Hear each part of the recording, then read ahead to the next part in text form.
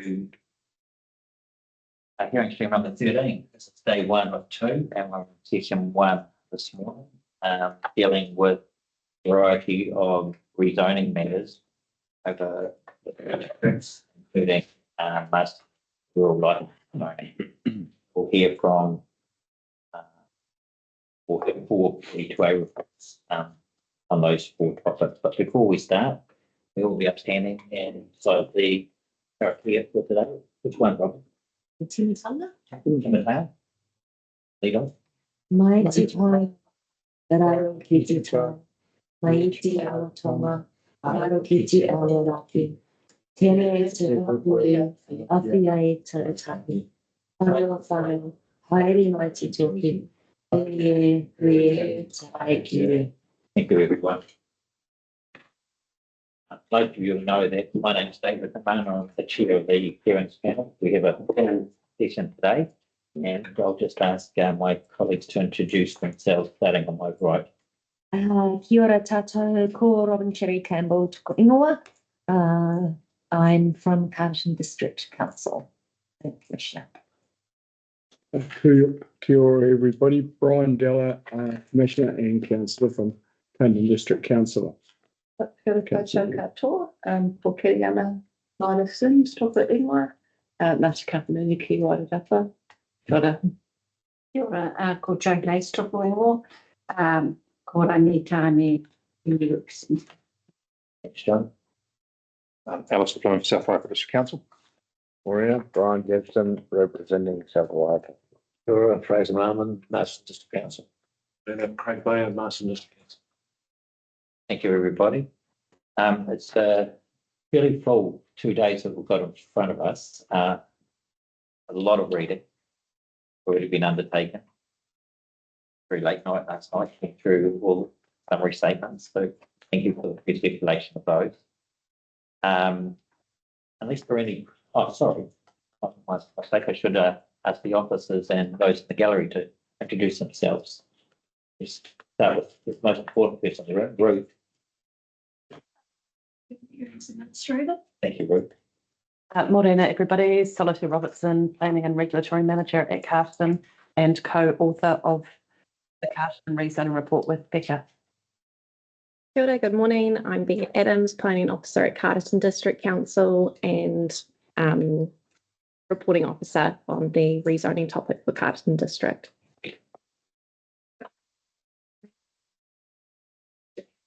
In section 42A for Marsden rezoning. Morena, Charles Horrell, I'm a consultant planner for Mr. One, assisting the councils today. I'm the reporting officer for the rezoning hearing and will be answering the questions. Thank you, Charles. That's a very important task. Chris Gorman, the Plan Rights Council and Article 342 report for South Wairarapa for the same. Thanks, Chris. Matthew Dawson, planner at South Wairarapa District Council and joyful throughout the 42 report for rezoning the South one. Thank you. Kia ora, Russell O'Leary, Group Manager, Planning and Regulatory. Yes. And cover your face. Good morning, folks. Listen, Brady, submitter and citizen of the Wairarapa. We know that. Thank you. We have some people online. Just got Lucy. Hello, Luke. Good morning, Lucy. Lucy McWilliam, can you? Hi, Lucy. Yeah, good morning. Good morning. You hearing us okay from wherever you are? Yes, it's fine. Nice and clear. Lovely. Lucy, we're hearing from you. When are we hearing from you? Tomorrow. Oh, yes, day 2. Yes. Yes.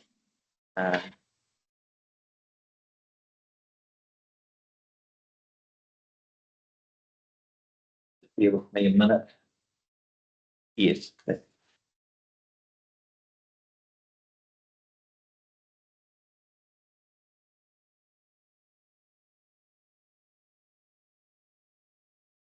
Yes, so that's on behalf of ET Quests, isn't it? Yes, that's correct. Are they, do they trade as It's Masterton, Yes, Masterton that, Motor Lodge or, yes, that's correct. okay, thank you. Thank you. We've got Russell Cooper. Good morning, Russell. Russell, can you hear us? Yes, I can. Sorry, I was just Yeah. trying to find my mic. That's That's yeah, fine. that's coming through nice and clear. Good, Russell, you're representing two clients, aren't you? Yes, one this afternoon and one tomorrow morning. Yes, okay, thank you. Thank you. We'll see you later this afternoon. And good morning, Tom Anderson. Good morning. How are you? Good, good. Now, Tom, you're representing the Doors. Jews Brothers Limited. Yep. That's right. And you're on tomorrow morning, aren't you? At 11:15. Yes. And you're bringing, not bringing any other expertise with you, are you? No. Thank you. Just for those, Lucy, Russell and Tom who are online, have you all seen the summary statements that were uploaded onto the webpage at the end of last week? Yes, I have. Likewise, yes. Yes, I have too. Good, good. Okay, then that will make things a lot easier, hopefully. But we'll talk to you people either this afternoon or tomorrow. And you're welcome to Thank stay you. online. You're welcome to stay online. Thank you. Hey, Ruth, are there any procedural matters that we need to be aware of before we get into the first report? Stage, I think there's a change in someone speaking by teams. Okay, So very good. Okay, well, I'll hand over to Becca and Solitaire. Going to tag team on this, no doubt. In your hands. Great, thank you. I'll take the first two paragraphs as read. Paragraph 3. Yeah, I read them in the reverse order, so. Yeah, I did too. At the bottom.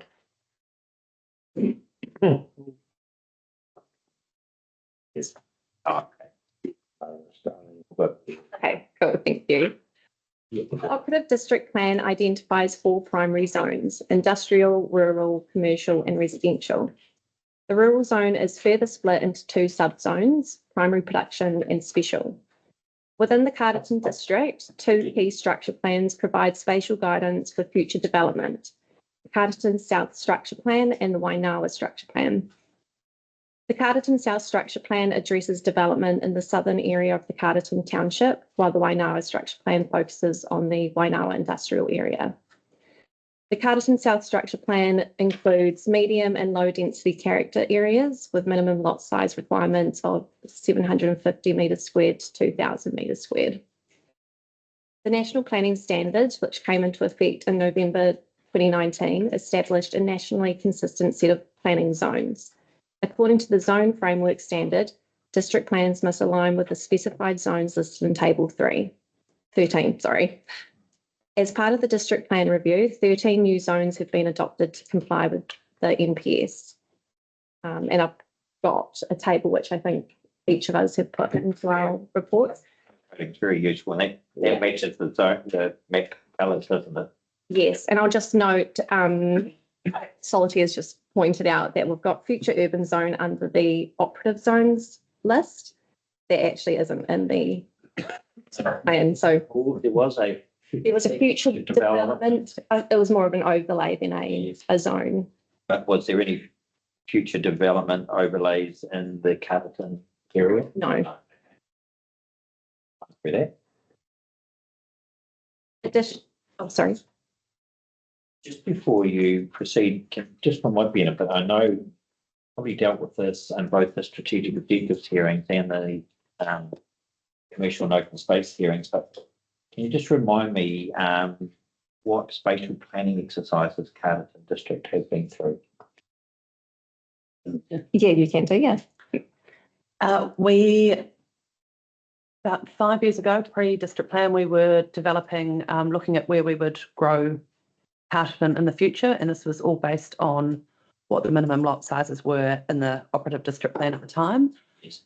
We engaged a range of consultants and initially we looked at a very district-wide extent of where rezoning would be suitable. Based on those reports, it was narrowed down to the eastern area as being more appropriate because there was not flood zones, there was not fault lines, there was good connectivity. There had to be certain distance within the train station so that you had that walking, the ability to infrastructure, to service, get everything down to the wastewater treatment plant. So that was identified the eastern growth area. And then we further went through the Eastern Growth Plan, called for submissions to seek support of the potential rezoning of that land. Just give me a sort of a timing of that for the Eastern. 2021. 2021. And that was the Eastern Growth Plan, Carlton Eastern Growth Structure Plan. structure plan. That's Yeah, and Eastern associated Strategy. Eastern Growth Strategy. and associated. Yes. And what was the engagement like? Were you involved in that, Solitaire? Yeah, it was actually really good engagement. We got written feedback. We also held some very good drop-in sessions at the courthouse a few times during the day and some evenings and weekends to accommodate the various people. And yeah, very good engagement on it. General support. It was always noted that this was at high level to ascertain the support and that a full structure plan would have to be developed later on to show any potential road linkages and where they would go. Yes. And so that was back in 2021, 22. What happened after that? Then the district plan was beginning to get developed. It is noted in the Section 42A report that the residential lot sizes were proposed to be changed. And as such, rather than fully go ahead with a structure plan to rezone that area as residential, it was determined that it was more appropriate to have it listed as a future urban zone as a way of protecting that land from inappropriate uses moving forward until such time as there became a need to open up that land for growth. So the Carlton South structure plan, how does that fit into all that? And what year was that? The Carlton South structure plan became operative a year after the district plan became operative via a plan change. So 2012, possibly early 2013.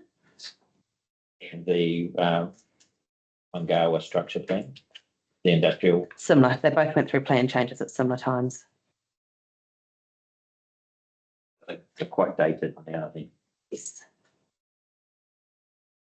That's good. Thank you for that background. Additionally, new zones have been proposed that do not have a direct equivalent in the operative district plan. These being open space zones, rural lifestyle zone, and multi-purpose zone. In Carterton, the review has largely retained the existing extents of the residential, industrial, and town centre zones. Additionally, the Eastern Growth area identified in the Carterton Urban Growth Strategy will be rezoned future urban. Just pause there. I just want to link that back to what Solitaire did. Let's clarify something, Solitaire. So David said dated, or reasonably dated, but still applicable. Applicable right now. It's still got reasonably wide support through the Carterton district. Would that be a fair comment or not?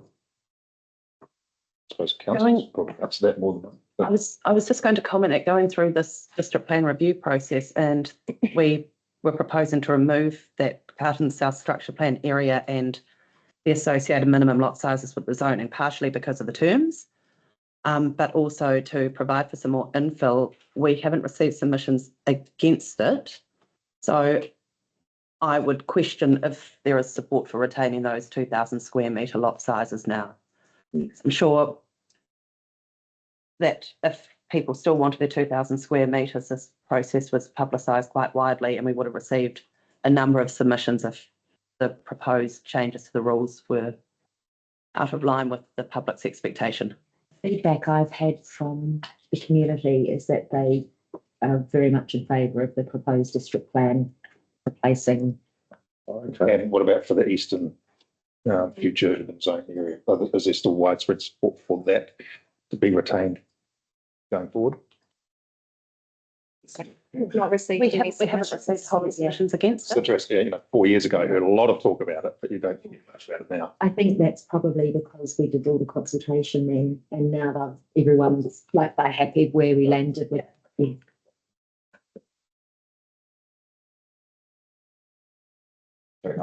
Paragraph 9. Yes. The proposed district plan will remove the Carterton South Structure Plan and associated density character areas. This change is intended to enable more infill development within the current urban boundaries by delaying the need to expand into the future urban zone. It's also worth noting that the Carterton district does not contain areas of neighbourhood centre zone, settlement zone or rural lifestyle zone.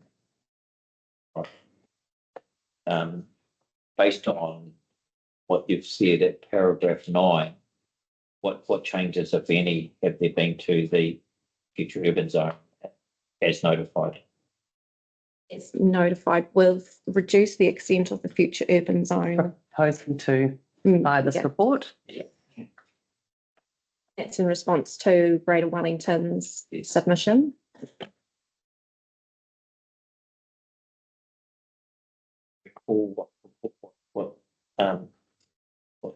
What's the sort of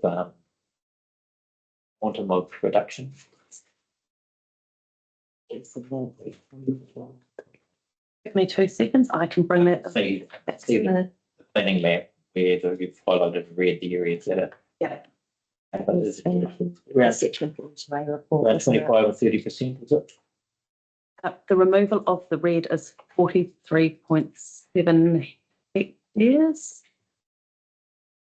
leaving a proposed balance of 74 hectares and 29.9 hectares. So in essence, 100 hectares remaining with 43.7 proposed to be removed. Good map. Thank you. Right, that's very useful context. Thank you for that. Okay. Paragraph 11. Total of 5 original submissions and 5 further submission points for rezoning requests in the Carterton district were received. Submissions were mixed in response, with submissions seeking extensions and reductions to zone extents, as well as complete rezoning of areas. A few submissions simply sought rezoning to amend errors in mapping.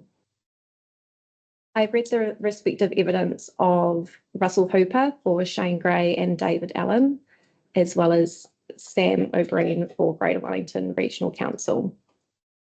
I acknowledge Mr. O'Brien for Greater Wellington Regional Council's support for the recommendation to reduce the future urban zone as per their submission. No evidence was received by Gollins Commercial or Michael Hodder on their respective submissions. Both rezoning requests were rejected in the Section 42A report, and Council maintains our position on these requests. And I respond to Mr. Hooper's evidence below.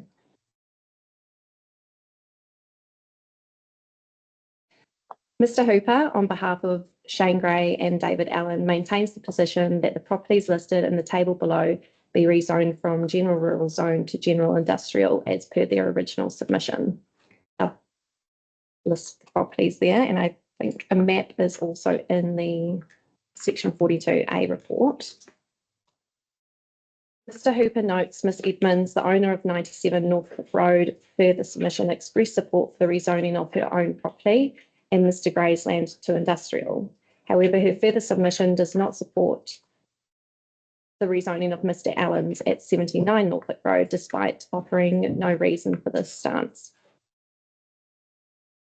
In preparing the Section 42A report, I assumed that Ms. Edmonds' submission was made in error and intended to exclude her own property from the rezoning request. As Ms. Edmonds did not clarify her position prior to publication, the assessment was based on that assumption. Consequently, I recommended that the submission from Mr. Gray and Mr. Allen be accepted in part for the exclusion of Ms. Edmonds' property. The recommendation was made to avoid placing an unfair burden on Ms. Edmonds, as rezoning would increase rates from 0.8 to a 2 differential. Although her property was recommended to be excluded from the rezoning, It was recognised that the future development on the adjoining residential, on the adjoining rezoned industrial land may still result in adverse effects, including noise, dust, and odour. While Mr. Gray and Mr. Allen have no immediate plans to intensify, the general industrial zone does permit such development. To mitigate these effects, GIDS Standard 5 requires industrial activities to provide screening where sites adjoin or face general rural zone land, either a 2 metre wide planted buffer of 1.8 in height or a solid fence or wall of the same height. Objectives GIS 02 and GIS P4 further require appropriate management of noise, lighting and visual effects. With these provisions in place, along with the proposed reclassification of David Lowe's Lane to a secondary street heavy vehicle access restricted, any potential adverse effects are expected to be no more than minor. In preparing this statement, Council's hearing administrator on behalf of Council contacted Ms Edmonds to clarify her position on Mr Gray and Mr Allen's original submission. Ms Edmonds on the 6th of May provided the following response. Would you like me to read that out or? No, I think it's Fantastic. Following receipt of this, I spoke with Mr Hooper, who is online, who confirmed his clients would support the recommended rezoning to be accepted with the exclusion of Ms Edmonds' property. I welcome Mr Hooper to confirm this position in the hearing. I therefore maintain the position taken in the Section 42A report to rezone the area to the north of the Wainawa industrial area, being all those properties listed, from general rural zone to general industrial zone to extend the Wainawa industrial area with the exclusion of Ms Edmonds' property. The consequential amendments to the Wainawa structure plan to illustrate this extended zone area, as well as landscape buffers and the roading classification of David Lowe's Lane also remain as per my Section 42A report. Thank you for that. Any questions? Sorry, I've just got one. Becca, in paragraph 20, the rezoning of Miss Edmonds' property would increase rates from 0.8 to 2. Is that only if she changes land use, or would that change automatically? It would change automatically with the rezoning. Thank you. Thanks, Brian. Any other particular? Anybody who's going to ask that? I presume that little carve out there, is that the property there? Yes, it is, yeah. That's your property. The little white line. The little white line, yeah. David, I've just got a question. Yes. Paragraph 22. Reclassification of David Lowe's Lane to a secondary street heavy vehicle access restricted. How legally enforceable is that? It's what we've used for other streets in the Wainawa industrial area. If you have a look in the Section 42 report, there is, and it is on, let me just get the page number for you. It doesn't have a page number, but just below paragraph 1, 2, 3, we've got the recommended amendments to the Wainawa structure plan. And you will see that you've got David Lowe's Lane there, and some of the other dotted roads already within that structure plan area are classified as secondary streets. So you're not reclassifying the fact that it is a road or a lane or a street. You are just restricting the types of vehicles that can use it via a structure plan process. Yeah. I know you're restricting it. What's the ability to enforce it? Yeah. Just a question. Yeah. A lot of it would just people behaving well, recognising that it's not for heavy vehicles, and we would just do what we were doing down Norman Avenue when that was still open up, because that was restricted to trucks of a certain weight because of the oak trees and the roots. And if we found that trucks were going down there, we would just generally pick up the phone, have a chat to the company involved, remind them of their obligations to not be having heavy vehicles down there, and then if they were not complying, we'd follow that up with a letter, and it was successful. That's good. Thank you. Probably the only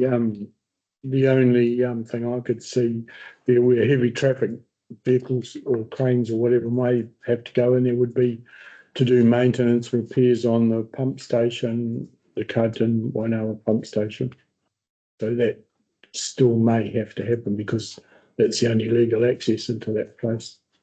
It should be a temporary construction It would be. activity, not a Yeah. regular. No, it wouldn't be regular. Any other questions of Becca or Philippians? Got a couple. And Mr. Hooper, you might want to just turn your camera on and your microphone on. If you can hear us. Mr. Hooper, are you? Yep. Yeah, I am. Sorry. Good. I'm hoping we might be able to save you a trip into the hearing tomorrow, Mr. Hooper. Okay. So, couple of questions. Firstly, to the 42A officer, the paragraph 27, the consequential amendments to the one Gala structure plan, which is an appendix, isn't it? Yes, yeah. Just the GIZ one. Yeah. Have they been discussed with and agreed with Mr. Hooper? Or I did mention it, my phone call. is it solely to just show the extended zone? Is it? It's to show the extended zone, but also we have that landscape buffer around the whole. And the roading classification. Yes, yeah. And that was one of Mr. Allen and Mr. Shane, Mr. Gray's submissions as well, was amending that structure plan. So, Mr. Hooper, have you had a chance to see those amendments to the appendix one Goa structure plan? Yes, I have. Yeah. And are you happy with those, or do you have any comments made on them? Yeah, I mean, as long as the submitters' land themselves is rezoned, they're happy for for the further submitters' land to remain rural, general rural. Yes, so that's assessments. Yes, yeah, that's right. Yes, yeah. No, I understand that, and that was the exclusion. That was the confirmation that that was requested of you by Becca at her paragraph 25. So we can say that you've given that confirmation that your clients would support the recommended zoning with the exclusion of Miss Evans' property. Yes, that's right. Okay, that's good. But going back to my earlier question about the structure plan, it's obviously showing the extended zone area, minus Miss Evans' property, but also will show new landscape buffers and roading classifications. Do you want to speak to that at all, or you have those changes as shown? Yeah, I'm happy as it is, as shown. Okay. Well, if that's the case, unless you particularly want to come in tomorrow to speak to that submission, we'll record that you're happy with paragraphs 26 and 27. Yeah, that's fine. I mean, if it saves everyone a trip, then that's okay. But I mean, yeah, happy to be there if there's anything else that would come up. You're scheduled for early morning, I think, 9:30. Yeah. Probably sleep in if you want. Okay. I guess just a point on the roading. Between Mr. Gray and Mr. Allen, they actually own enough land to be able to get in and out of their site without using David Lowe's lane. So that was quite a positive. Good to know. Okay. Okay. Well, I'll put a non-attendance notation for you at 9:30 tomorrow, and I've recorded those agreements and paragraphs 25, 26, and 27. Okay. Thank you. Oh, so just before you go, one question from Mr. Dallett. You thank you. Yeah, I'm just looking at 79 Norfolk Road, David Allen's property there. The reason that's given in the report, basically, why he wants that rezone is just to square off the land on that side. Is squaring off a good enough reason to want that land change? Yeah, I think so. So half of his property is zoned industrial and half of it's zoned general rural. Yep. So yeah, his intention would be to square it off, and David Lowe's Lane provides a good buffer for that. So any and at this stage, he says that he's got no intention to change anything, but the door would be open to any industrial activity there once that's done, as long as the buffer zones were adhered to. Is that correct? Yeah, that's right. Thank you, Mr. Hooper, and appreciate you giving those answers on the spot. No, that's okay. Right, we'll get back to Becca now, and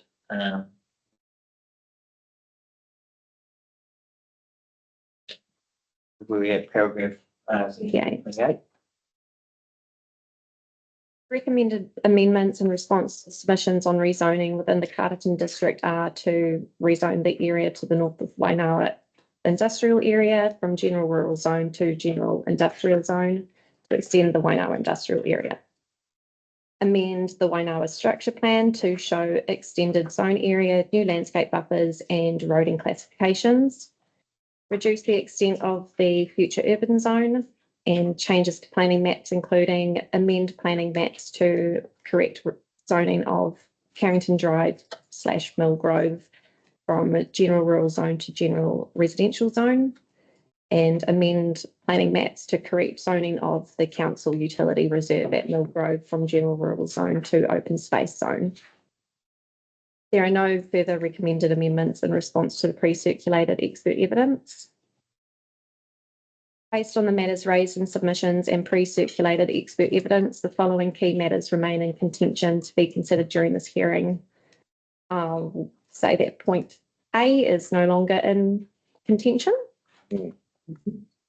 But whether to rezone 3831 State Highway 2 from general industrial zone to mixed use zone, and whether to rezone 240 to 244 Belvedere Road from general residential to general rural zone.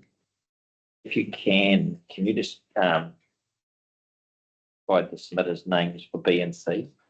B is Gollins Commercial Yes. and C is Michael Potter. Okay, so that's your reference earlier on. Yes. Yeah, they didn't provide any further evidence.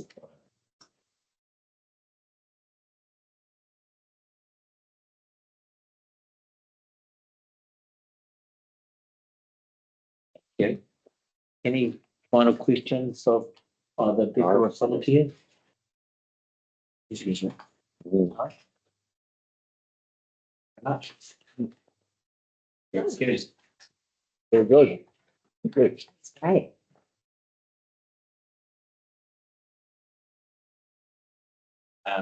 No matters of rising the response. Yeah. Just as an information note.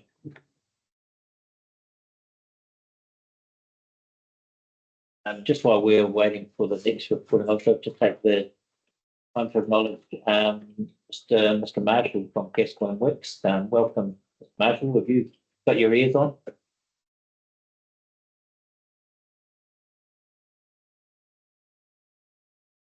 No. Are you there, Mr. Marshall?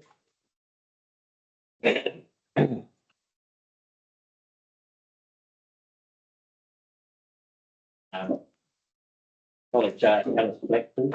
Morning, Alice. Morning, Alice. Good morning. Good morning. You're obviously hearing us okay? Yep. Yeah, it's coming through clearly. Great. just remind me who you're representing and when? Oh, I'm not, we're this afternoon, but I'll be listening into Charles Horrell. So Yes, it's not till after the morning break. But we're actually just all going to appear via Teams. So I haven't heard back from the hearings advisor, but we will all be online instead of in person this afternoon. okay. And right, and who's your client? Gary Daniel? Yes, oh. Okay. Yes. Okay. You would have read the summary statement, read and lodged on the webpage. Yeah. For the last week. Yes. Yeah, on Friday. Yeah, we saw that. That's why we have decided that we don't all need to be there in person, Yeah. having read that. Yeah. Yes. Okay. You're still wanting to attend though? Yeah, we will still attend and answer any questions. Great. Thanks for that. And I'll just check again with Mr. Marshall. You got your ears on, Mr. Marshall? Sorry, I'm just observing. I'm appearing for Eastleigh Limited, but not until tomorrow. Yeah, no, I understand it. I just wanted to give you the courtesy of acknowledging that you were online. Thank you very much. Appreciate that. And we'll see you as the last submitter for hearing 13 tomorrow afternoon. Thank you very much. Looking forward to meeting you in person. But, oh, you will be in person, will you, tomorrow? Yeah, I should be there in person and possibly accompanied by my colleague, Quentin Davies. And we'll also have some of our witnesses in person, but some will be attending virtually as well. Yes, so that presumably that will include Ms. Foster. Ms. Foster will be there in person. Yeah, okay. We'll be relying heavily on Ms. Foster to explain to us the matters that are no longer in contention and those matters that are still in contention in relation to Riversdale. Thank you for letting me know. Thank you. I'm sure she, based on past performance, will have a nice graphic or table just to illustrate that nicely. No pressure. Thank you. Okay. All right. Welcome. Welcome, Chris and Matthew. Who's getting on this one? I can get us rolling. Matthew. You just start from section 2.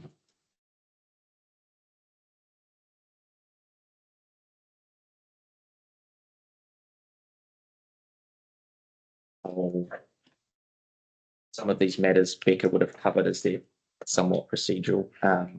It's an overview. I won't read verbatim, just because some areas were covered. You just pause there a moment. Too much paper. No. Yeah.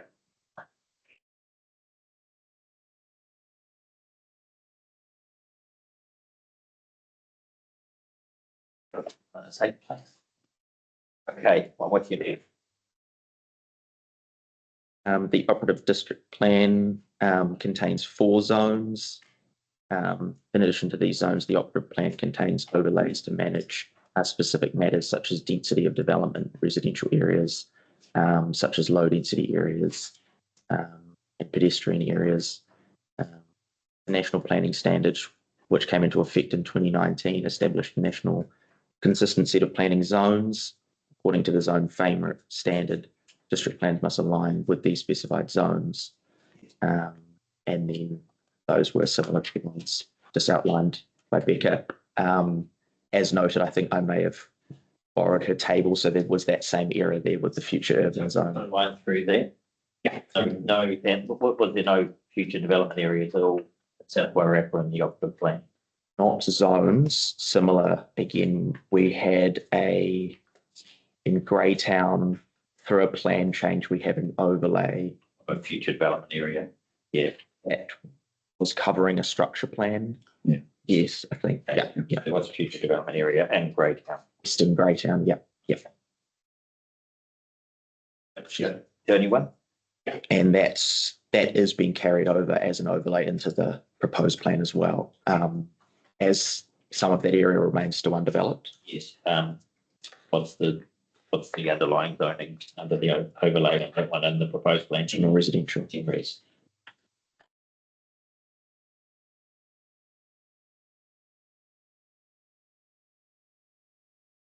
Thank you.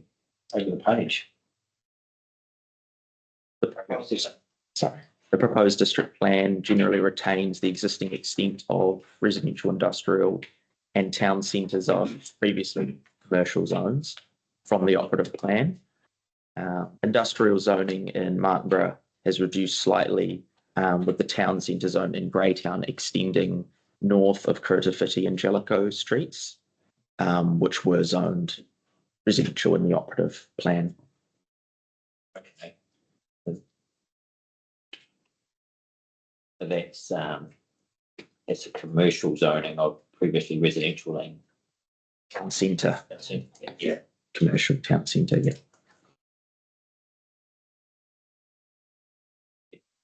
Review of the district plan notes that South Waipa does not meet the definition of an urban environment under the urban development policy statement. Thus is not compelled to provide sufficient development capacity to meet expected demand for housing and for business land over the short term, medium and long. However, it is projected the population within South Waipa will grow to 16,400 people by 2052, which is a 4,600 increase from the 2022 population estimates. The Wellington Regional Housing and Business Capacity Assessment, published in September 2023, notes that standalone housing is projected to provide for the majority of population growth, with some demand for housing at high densities in Featherston.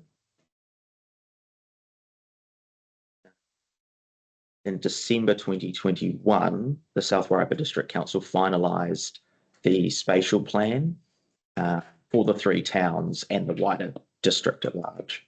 And in June 2024, the South Waipa District Council adopted the Featherston Master Plan and Implementation Plan, which sets out an overarching plan that shows where and how development might occur in Featherston over time. But master plans for Greytown and Martinborough have not yet been started or developed in any way as of yet. Do you have any indication of when the master planning process for Martinborough and Greytown might be initiated? We don't have any definite timeline, and the key, I guess, reasoning for that would likely come down to our infrastructure capacity. So as I'll go on to say, we've adopted the identified growth areas in the spatial plan as future urban zones, as we believe that's an appropriate way of transitioning and still adopting that spatial plan with that structure plan or master plan for each town, or perhaps each portion of a town happening when that infrastructure can be upgraded to serve those areas. Right. So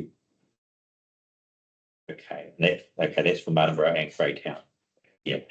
So global growth areas that are identified and confirmed in the December 2021 spatial plan were identified as FUZ areas. In Greytown and Martinborough, yes. In Featherston, I'm pretty sure. So there are no future urban zones in Featherston. No, it's the live residential zone. Yeah. And the reasoning for that, and I will have to look. Unfortunately, Chris and myself weren't involved at all in the spatial plan and not very much at all in the Featherston master plan. But it's my understanding that Featherston master plan had more of an emphasis on potential density with some greenfield development. So there's both areas on the northern side of Featherston, Donalds Creek area. And there's a couple of places where submissions were made. I'm pretty sure they're not quite determined yet in the outcome of the spatial plan, some of the potential growth areas. Yeah. Yeah, and let's put it on. It was 2024 for that master plan and implementation plan becoming operative. Yeah, yeah. It's the end of last year, I think. It's the end of last year. Is there any long-term plan provision for the Martinborough and Greytown master plans and implementation plans? Are there any line items for those that you're aware of, or you're welcome to come back to us on that? Yeah, we could probably, so I guess, so the question is implementation of those future urban areas in a timeline. Yeah, I mean, I guess presumably, in a perfect world, Martinborough and Greytown will go through a similar process that Featherston did in terms of the master plan and implementation plan. I'm just wondering whether there's been any funding signalled in council's long-term plan for that. Yeah, we can come back to you on definitely in terms of funding wise. The reason I ask is just where there's been recommendations, it's probably less so on South Wairarapa, be more relevant for Masterton. That submissions not be accepted and that they pursue relief through the spatial plan. Just to understand where those spatial plans are at and what the local timeframe might be. And in this case, an implementation plan. South Wire going through the LTP process at the moment. Yeah, the future for Greytown and Martinborough, fair to say, is sort of in limbo at the moment, given the servicing issues that we've got. So any decisions made here probably wouldn't have any real effect because of the long-term development constraints that are there at the moment, and I don't see an end to that in the very short term anyway. Maybe when you come back, Chris, would you say that? Yes. I think we're probably talking 2 or 3 years before we get any certainty of where we're going in that regard. And it may well be that you come back and tell me that there's no provision in the health thing for that very reason. Okay, that's fine. Does that take us to section 3? Very much. Yes, section 3, matters raised in submissions. We had 12 original submissions with 32 submission points, 21 further submissions, 21 further submission points. For the rezoning topic, I can brush over those submitters there. The pre-circulated expert evidence. We have read the evidence from Tumu Developments, Alburn Popova Trust, Martinborough Holdings Limited, Canoe Wines Limited, Woolworths, New Zealand, and the Greater Wellington Regional Council. And we will respond to this evidence. And I think perhaps just before I continue, something that we didn't pick up on in the summary statement or the 42A is that we did make a mistake with one of the submissions, specifically from Fran Wild, who was not in support of the extension of the town centre zone. Can you give us a reference in the 42A? Yes, so her submission was discussed in paragraphs 118 to 121. Could you give us a page number, please? Page 25 of the 42A report. Yes, I see that. It should have been discussed in paragraphs 122 to 124 with the submission being rejected along with the other submissions for the reasons outlined in paragraph 123 on page 26. So just to recap, the references to, I mean, the heading on page 24 is Town Centre Zone, Greytown North, and Country Village, Heaven, Greytown Heritage Trust, and Fram Wild. In paragraphs 118, 131, 121. should there be a deletion of Bramwell's name there? Yes. And there should be some addition under paragraphs 1, 2, 2 to.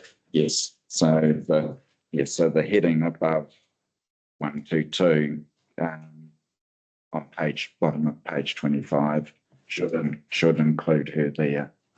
Yeah. If we add after Greytown Heritage Trust, Bramwell. Yes.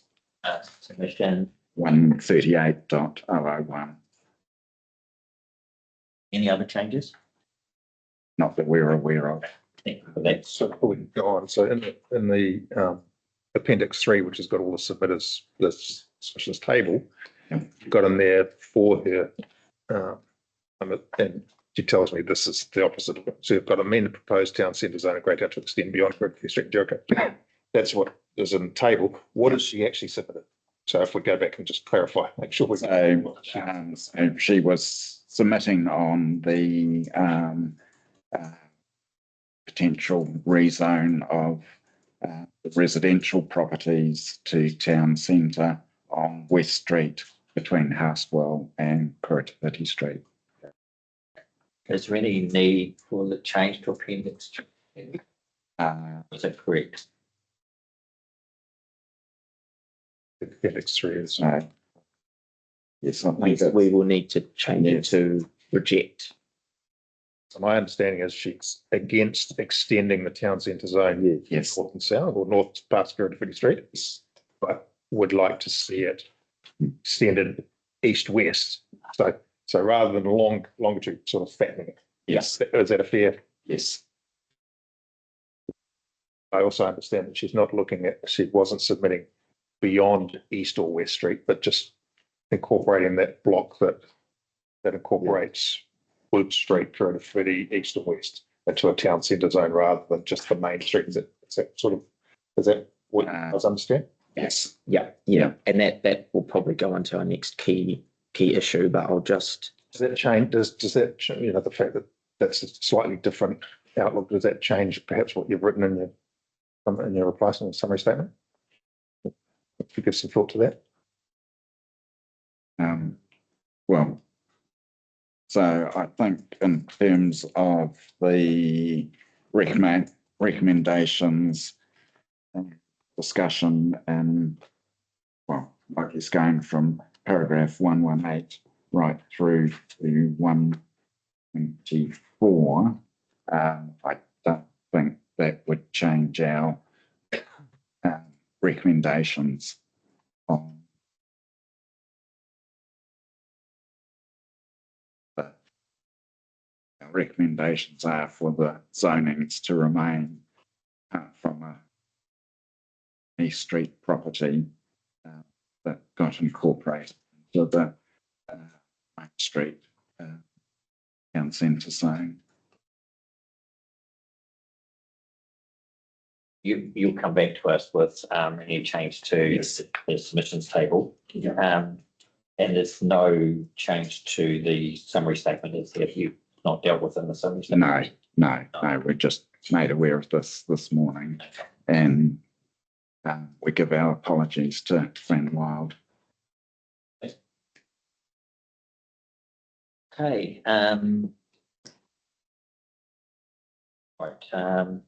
Paragraph. You sort of covered paragraph 12, haven't you? Yes. So I can go through to 14, just cover 14, 15 quickly. It's just on the only persons that are attending paragraph 12 are B and F, isn't it? Mr. Aburn for B and C. Mr. Aburn for the trust and Mr. Aburn for Porter and Mr. Aburn for Marlborough Holdings and Samuel O'Brien for the Greater Wellington. Mr. Porter submitted another letter the other day. Support of his evidence. Okay, paragraph 13. So we respond to this evidence.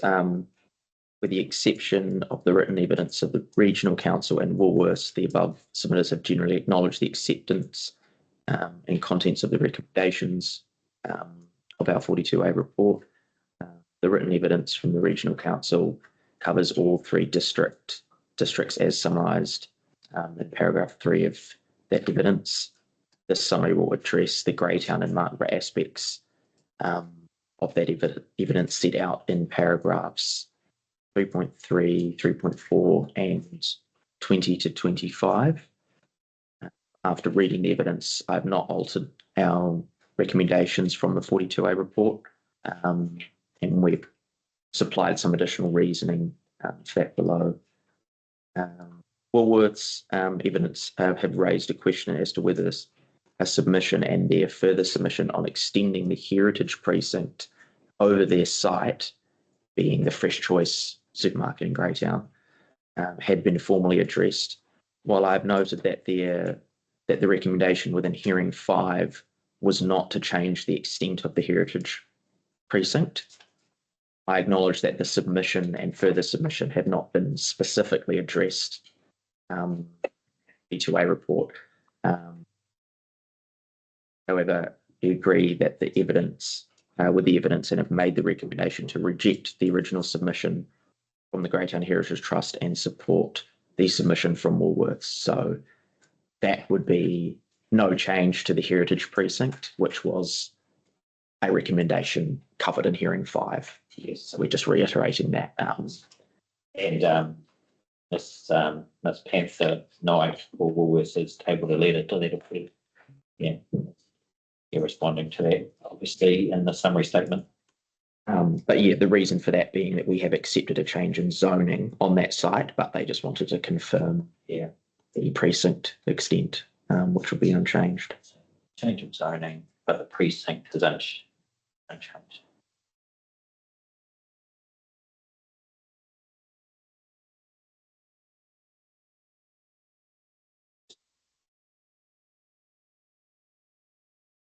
Generally, Woolworths, so Ms. Panther's Panther Knight, you read the summary statement and decided no further. You haven't heard from us since the summary statement? Not since the summary statement, no, not since last week. Can I just point out, she did actually respond, and she said, I can confirm that satisfied councillors covered the relevant submission points and no one wishes to be heard here in 13. Okay, thank you. Well, can you give us a date for that, please? I've emailed it to you. Yeah, just for the record. It was sent on Friday afternoon.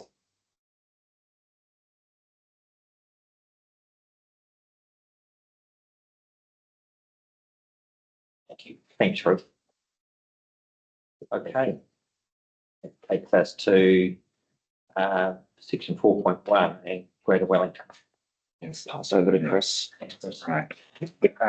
Mr. O'Brien for the Greater Wellington Regional Council has provided further reasoning to support the request to remove the future urban zone and low density residential precinct in and around Greytown and Martinborough. Mr. O'Brien provides the following reasons.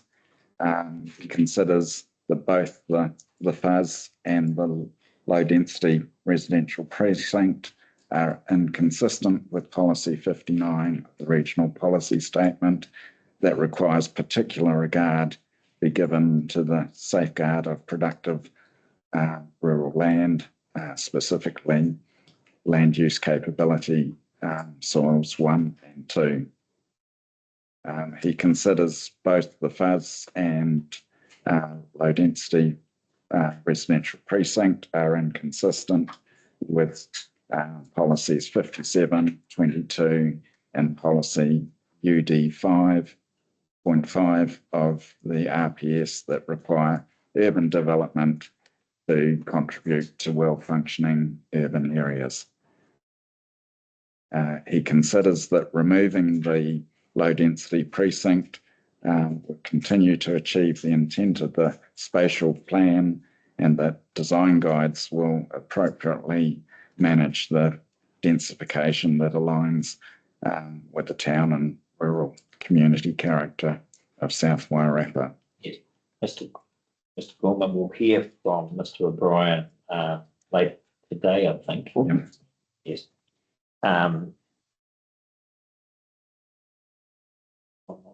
Moment. So the removal of the FUZ and the low density residential precinct from around in and around Greytown and Martinborough, is that effectively requesting a general rural zoning of those? I don't think they specified that. I would assume that yes, if the future urban zones were removed, the general rural would be the default. Yes. That's what they are currently. Yeah. What about the low density residential precinct? I mean, that's essentially the general residential zone, isn't it? Yes, yeah. So I guess the key difference between the current residential zone and the low density rules is if you were doing a 2-lot subdivision, the requirement to have a 500 square metre average is not within the proposed rules. So essentially, currently you would need about 11,000 square metres to do a front and rear site residential subdivision under the low density rules. Without the 500 metre average, a 900 square metre site could have 2 400s plus a driveway. I'm just confused as to what the relief, and we'll ask Mr. O'Brien what the relief is. We did deal with this in hearing stream 3, was it? No. Hearing stream 2, maybe. Yeah. Yeah. Yeah, hearing stream 2, he does refer to evidence or detail their position is set out in the Solmer's statement of evidence in hearing stream 2. Yeah. Density. I appreciate you were involved in that, but are you able to, I mean, do you understand the relief that Greater Wellington is seeking? Are they opposing residential zoning per se? No, my understanding is by removing the low density precinct, they consider that growth within the town. More intensification. I understand. Yes, yeah. Intensification. That's what I thought. Yeah. But okay. Is there any area of the residential zone in both Greytown and Martinborough, isn't it? Yes. Yeah. Starting with Martinborough, is there any area of the Martinborough residential zone that doesn't have a low density residential precinct over it? So all of Martinborough is residential. Yes. I thought. Yep. And we established that when we heard the submission from Canoe Properties, I think, in relation to Roberts Road. And they sought a residential zone with a low density residential precinct. Yes. Over there. Yes. Okay, so let me record that. And Greytown's different, isn't it? Does it have some area that where the general residential zone is not completely matched by the low density precinct? I guess to the extent that we've still got some undeveloped land within the Greytown structure plan area, but it didn't alter the minimum lot sizes. There are more parameters around reserves, roading, layout. So it's great. So you're saying Greytown's pretty much the same as Martinborough then in that sense? There's a match between the zone boundary and the overlay boundary, the precinct boundary. Yes, yeah. Although I would say probably within Greytown there's more land available for greenfield subdivision. Yeah. There must be residential zones in the other districts or the rest of the district that don't have a low density residential precinct over them. I believe Featherston doesn't have the. Featherston. Okay. And does Featherston have some medium density? So it was left as just general residential. No overlays, yeah. I'm starting to get picture now. As a general understanding, though, at Featherston, there is likely to be a lot more infill within the 1 kilometre of the railway station. Yep, yeah. Which doesn't affect the other two towns because they're not within 1 kilometre of the railway station. Yeah. So that was the sort of not the policy, that was the why the Wellington growth strategy, which talked about intensification within 1 kilometre of the train station, which doesn't apply to Greytown. To did I ask a couple of questions? Yes, please do. Would it, so there's been through the spatial planning, Russell's probably better to answer, and I know he's just come back in the spatial planning, there was a lot of consultation done with the people of Greytown and Martinborough in particular on residential lot sizes and whether or not to intensify. There are a lot of discussion, if I recall, about around the town square area in Martinborough about infilling. And correct me if I'm wrong, Russell, but that was widely rejected in consultation, wasn't it? Because it would change the whole character and nature of the towns. Would that be that sort of how it came out? So we stuck with current. You're referring to spatial plan. Referring to the spatial plan, yeah. Yeah, committee, thanks, Councillor Plummer. You're correct in your summary.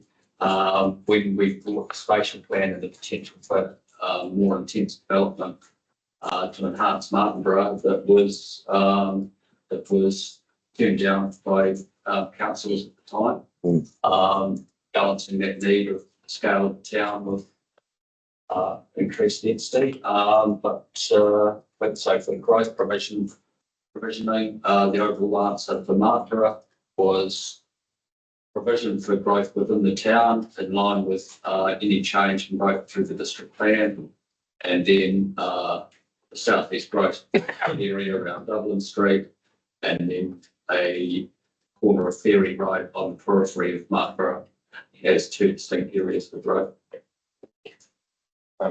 So I'm just noting the Greater Wellington Regional Council evidence, Sam's evidence. He goes, Greater Wellington maintains the proposed Warrappa combined district plan should seek to provide development and capacity in Greytown through intensification of the existing urban area first. That was rejected by the people of Greytown, was it not, during the submissions? That's part of the spatial plan. Well, they submitted against it. They submitted against it. Submitted against it, and then council agreed with the views of the population of Greytown. That a fair comment? There will be continued growth within the urban boundary of Greytown, in line with the other. You always get submissions in opposition, but the 3-point aspect of growth in respect of Greytown is development within the urban boundary, taking our guide from the district plan, and then Upper South. Sorry, just for my clarification, can I paraphrase what I think your question may have been? It's actually, I think the question is around the consultation and the feedback from the consultation on the spatial plans, yes, as opposed to the district plan. Is that correct? Yeah. So it's more the clarification that there was a lot of consultation on the spatial plan for Martinborough and Greytown regarding intensification and higher residential development, and the overwhelming feedback from that consultation was very much opposed to what I would call intensification and high density residential, which is what Mr. O'Brien's submission tends to be about. Would that be correct? So the feedback was... That's correct. It's part of the spatial plan process, the submission process. It was elements of opposition. However, the provisioning for growth within the urban boundaries in line with work under the district plan. So the spatial plan that was adopted, would you say it reflected very much the high level of consultation from residents of both Martinborough, well, the whole of the South Wairarapa, would that be correct? It had good feedback, yes. And completed in 2021. It stands out as a good example of integrated planning, and it took on board elements of submissions from the public, but it also provided for provisioning for growth within the boundary of each of the towns and on the periphery. Thank you. Tibet? Yeah. Yep. Thank you. And I know you've answered this question in the past when we did it in hearing stream 2, but can you confirm that Greater Wellington Regional Council didn't submit on the spatial planning process? They did submit. Did submit? I think we've actually got a copy of their submission on the spatial planning process. On the spatial plan in 2019. I think it stretches back to an email with them. Yes. Yes. They didn't present to us at hearings at all, did they? No. Thank you. We might get that tabled officially. The right of reply.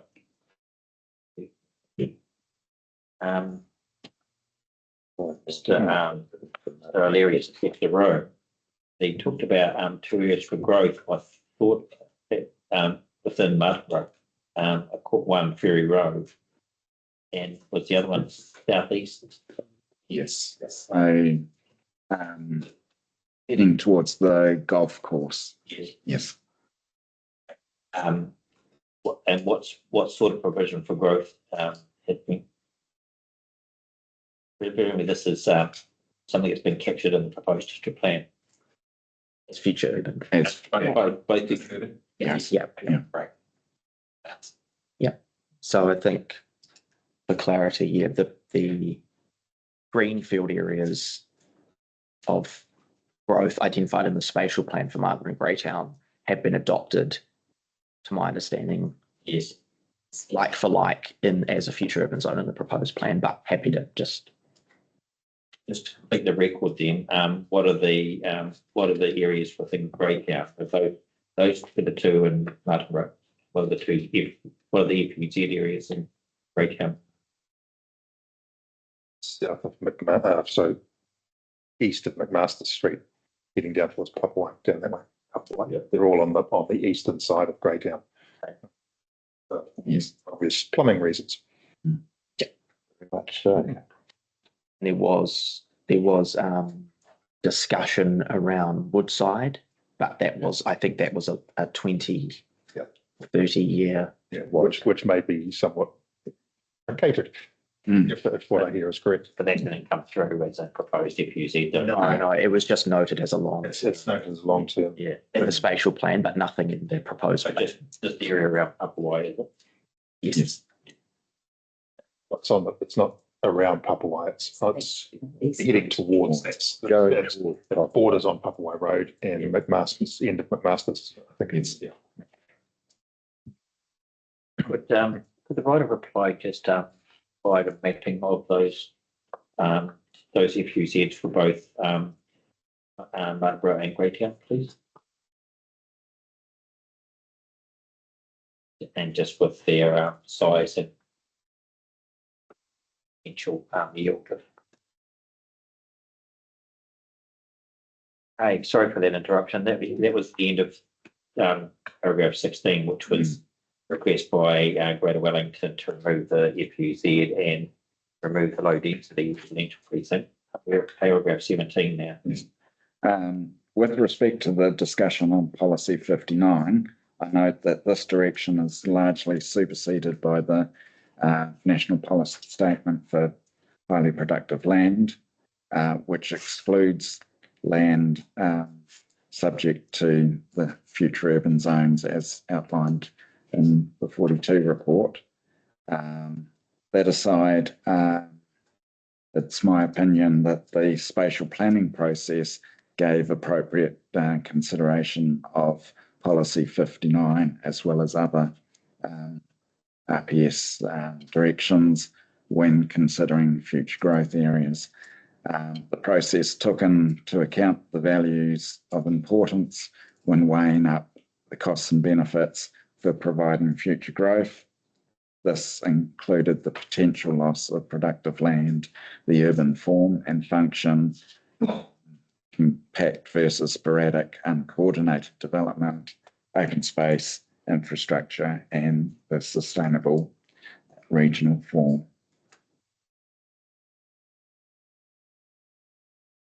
I note that Mr. O'Brien considers the future urban zone around Martinborough could be consistent with the RPS policies, subject to the plan also providing for development capacity within the existing urban area. As I mentioned before, there's little, if any, remaining land available for larger greenfield development within Martinborough, and based solely on the area of properties, I've estimated that under the current operative plan might be approximately 600 infill sites available. The proposed plan with the low density precinct could provide 300 more, and removing the precinct could add another 300, which would be a 1,200 total. I would probably add that those figures are overestimates because it's based solely on the site area. It doesn't take account of location of existing houses within those sites. And then, as discussed, there was mixed or negative responses to the high densities in the spatial plan submissions. And I've also considered urban density under the same operative Wairarapa combined plan. Carterton has 1,100 people per square kilometre, as I've mentioned in paragraph 21, whereas Martinborough has 400. So, and as I go more fully in paragraph 21, there's obviously different outcomes in the towns despite having the same planning. And therefore, I consider the future expansion necessary to provide an affordable supply of residential housing in Martinborough. Sorry, we've had some last minute edits, and I think some of the paragraphs have got a little bit out of order. So if I jump to, well, are there any questions for Martinborough? Anyone? No. No. Agree with that. So if I jump to paragraph 20, with respect to the low density precinct, there are character differences between Martinborough and Greytown townships, despite having developed under the same operative Wairarapa combined district plan, subdivision and density rules. Retaining the low density precinct for Greytown and Martinborough will recognise this difference in character. The submitter notes that the proposed plan includes a residential design guide, which could be used for maintaining that character. However, this guide is intended for only 3 specific residential heritage precincts, 2 in Masterton and 1 along the main street of Greytown. And not Martinborough. And not Martinborough.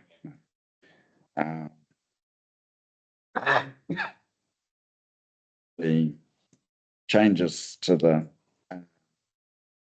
subdivision and density rules from the operative plan to those proposed would facilitate additional infill development, as I've discussed earlier. I also consider that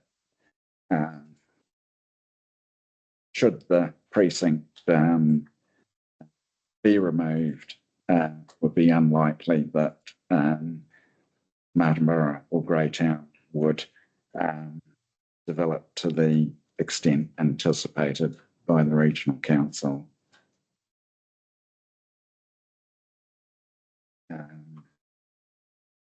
Mr. O'Brien states that Greater Wellington maintains that the proposed plan should provide development capacity within Greytown through intensification of the existing urban area first.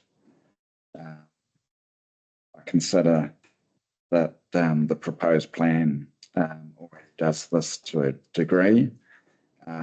Within the existing urban area, there are still larger sites capable of greenfield subdivisions, which I've said would require roads and public infrastructure into them. The proposed plan would create the opportunity for approximately 500 more infill sites than are currently available under the operative plan.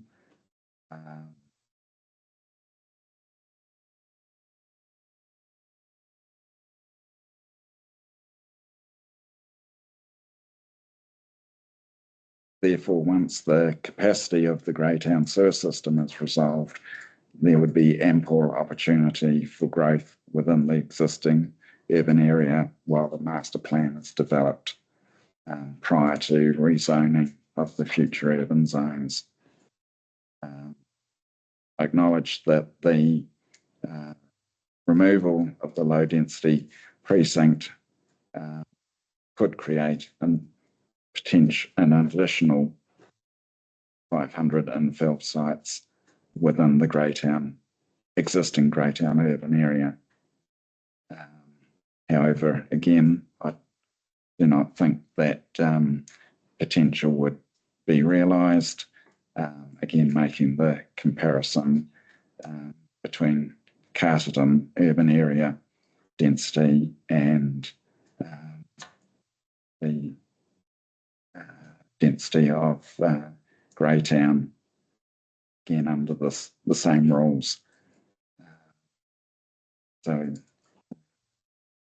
summary, this suggests there's other factors to development other than the density that is available under a district plan. And again, if the low density residential precinct was removed, I believe it is unlikely that development within the existing urban area of Greytown could support the future growth demands of the town, and therefore maintain the position that the low density residential precincts for Greytown and Martinborough be retained as proposed. That's useful. I think I see where you were going with your renumbering of paragraphs. Yes. I think 21 probably sort of followed after 19 or something. Yeah. What I'm going to ask you to do, and it's not new information, I'd like you to produce a table when the right reply for both Martinborough and Greytown. It shows the likely gain from removing the precinct versus the theoretical loss by moving the FUZ for each of those townships. So you understand what I'm getting at? Yeah. I think I could probably do the maths now, but it would be useful for the panel to have those tables in there. And I appreciate that just with the FUZ, there's a lot of assumptions. Yes. But just want to get a feeling for the net position for both of those townships. If Greater Wellington submission was accepted and the PWCs went and the residential area became general res, what would be the net increase or decrease in number of allotments? Yep. Thank you. Right, and I don't think, unless the panel requires, I don't think we need any further on the Greytown Fresh Choice site, given what we did this morning. So, do you want to just take us through though the paragraph, the table on paragraph page 5, where these are zonings that have been recommended? So I can carry on from that one. Paragraph 5. So recommended amendments in response to submissions and pre-circulated evidence. Always one first. Yes, so that top one, Woolworths and Greytown Heritage Trust, the rezoning, that was a portion of the car park on West Street that they have historically had a dwelling. Perhaps I think it's that zoning in the operative plan that carried over recommended change. The rezoning of 10 Nelson's Road in Martinborough, requested by Martinborough Holdings Limited, was general rural with the Martinborough soils overlay. We've recommended that be rezoned to mixed use, given a number of reasons outlined in the report. The previous recommendation about the soils overlay also. Yeah, and then strength. I think the consequential amendment for myself was to remove that soils overlay. Not that it would have any applicability to the mixed use zone anyway, but as a consequential amendment. The rezoning of 44B East Street, that was, as noted, it's an East Street property that was included in the rezoning of the extension of the town centre to the north of Peritafiti and Jellicoe. That's a rare property on East Street that was included as a town centre. It has no frontage or access onto Main Street. Town centre to gen res. Yes. Well, interested. What was the original zone that now going to town centre? A general residential. Too. Okay, thanks. Okay. We know the canoe one. That was earlier, and we've got the letter from Ms. Donaldson saying she agrees. Thank you. And then we've got Greater Wellington and then ones. Yes, so regional council requesting variety of land owned by them and sitting within designations. So we agreed with the submission on that one, and presumably they were just general rural. Yeah, general rural to natural open space. Yes. And yeah, all owned by the council and all within a designation under the operative and proposed for conservation purposes. And then those last two there, 41 and 45, those were an error then next to Constantine Park in Martinborough. One was a residential property in the operative, one was a rural primary production zone in the operative, but they were both, I think, accidentally included as open space as part of the park. Obviously, they're private property, they're not part of the reserve. So those have been recommended to change back to what they were in the operative. And just lastly, the areas that are remaining in contention. It's the two Greater Wellington matters. Yeah. I'll just check the further questions from people. If not, we'll leave it there. Take a one-clear journal and come back at 10:50 on the dot. Very good. Down to June.